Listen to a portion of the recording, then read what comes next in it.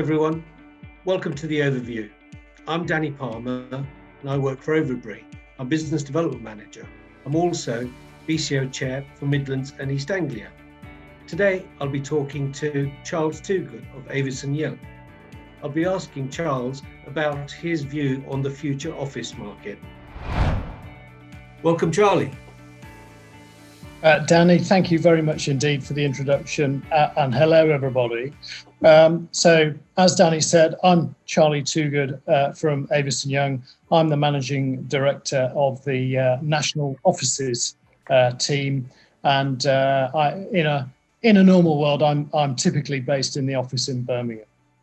So Charlie, it's been well debated that the future workplace will be all about attracting staff back to the office so that they can collaborate and socialise with their colleagues.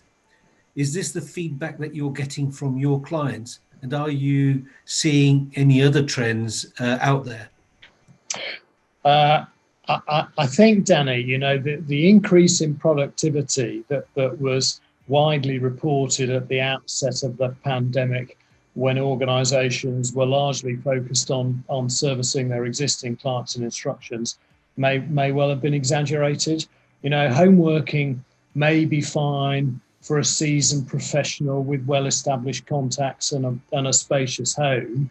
It's far harder for a younger employee that might live in shared accommodation, that's less capable of working independently, and also is desperate to learn from others. So over time, I think the appeal of home working is starting to wear off for many employees. It wore off for me about 6 months ago, and I think it's wearing off for many companies.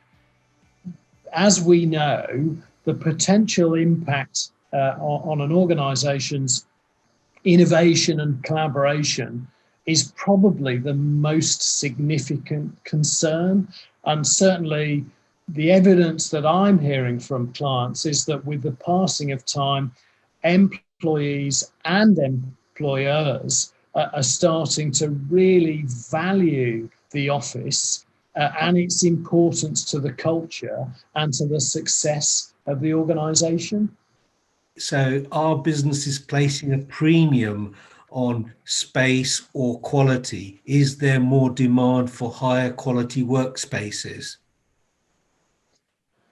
I think that with employees wanting more and more flexibility and businesses rightly focused on talent retention, workplace experience, which is about coaxing people, away from the home environment and back to the office, and cost reduction, given the fact that we're in perhaps a challenging economic situation for the next 12 months or so.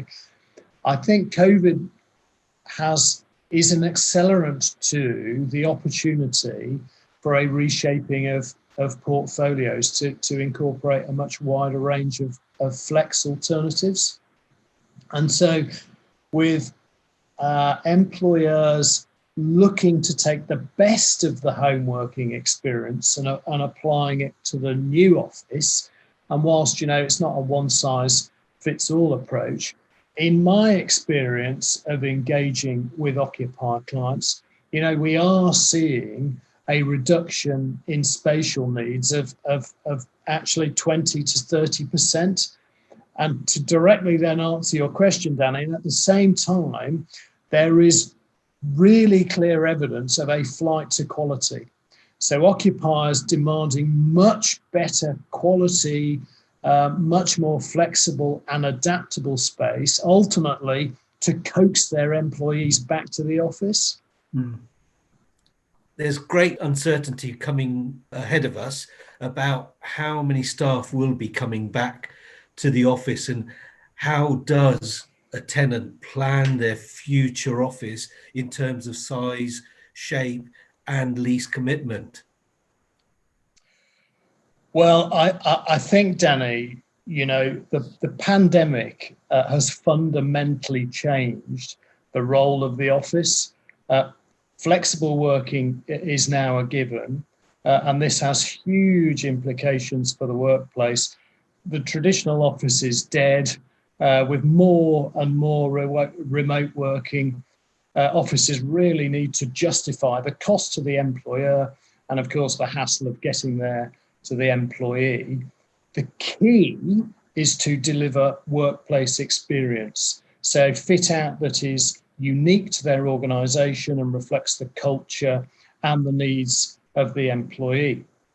So when committing to new space, clearly lease flexibility is key. So shorter lease terms that provide the ability to expand or contract over time, and well configured, adaptable space that easily lends itself to change. And I think having a strong partnership with the landlord will be absolutely key going forwards. Actually, that's my next question. That's interesting because in the past, the landlord has just provided a blank canvas to a prospective tenant, and the tenant has just delivered their own fit out. So will the landlord have to be a lot more creative in and flexible about how and what they offer to a prospective tenant? Absolutely, Danny. The occupier market is becoming much, much more demanding of its requirements from property and is moving towards, I think, the concept of space as a service. So much more akin to the hotel model. And I think we will see the acceleration of that brought about by COVID. You know, this ultimately is around greater lease flexibility that I talked about and the provision of fit out and FM services. Quite interestingly, demand for flex, flexible space, serviced offices type space is growing 5% year on year and is forecast to represent about 30% of the corporate real estate portfolio occupation by 2030. So the landlord market is having to respond directly to this structural change to meet the ever more demanding needs of the customer. Okay, so from a tenant's point of view, they need more choices at the time of looking for space. Is that what you're saying? It is, and tenants have more and more options than ever before. Long gone are the days where the only solution was space fitted to category A by the landlord and where the tenant was left to their own devices to do the fit out and then occupation. Now occupiers are presented with a myriad of choices, from shell and core to category A to category A plus, where there is some degree of tenant fit out provided by the landlord, all the way through to fully fitted plug and play space. And then ultimately full service provision. So where the landlord is providing full service provision with the FM and property management services layered over the top. Wow, that is a huge change shift, isn't it, going forward for the landlord and the tenant? But wow, yeah, that is amazing.